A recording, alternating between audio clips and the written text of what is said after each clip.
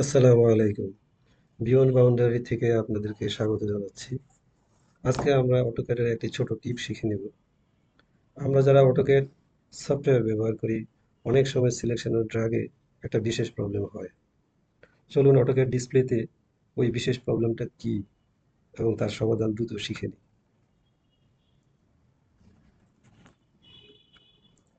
AutoCAD ডিসপ্লেতে আসলাম। প্রথমে একটা সার্কেল ড্র করি, তারপর একটা রেক্ট্যাঙ্গুলার ড্র করি। এখন এই দুইটাকে লেফট থেকে রাইটে সিলেক্ট করি। দেখুন ঠিক মতো সিলেকশন হচ্ছে না, এবড়ো থেবড়ো হয়ে যাচ্ছে। আবার রাইট থেকে একই অবস্থা, এবড়ো থেবড়ো হয়ে যাচ্ছে। সুতরাং এটা সমাধান কি?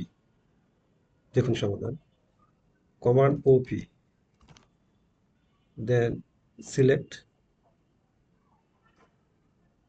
Allow press and drag for lesson. ঠিক মার্ক উঠিয়ে দিন। Allow press and drag on object, ঠিক মার্ক দিন। Apply, then okay. এখন আবার চেক করি, লেফট থেকে রাইটে সিলেকশন খুব সহজে হচ্ছে। আবার রাইট থেকে লেফটে খুব সহজে অবজেক্ট দুইটা সিলেক্ট হচ্ছে। ধন্যবাদ। টিপসটি আপনাদের ভালো লাগলে আমার চ্যানেলে লাইক এবং কমেন্ট দিবেন, পাশে থাকবেন। ধন্যবাদ।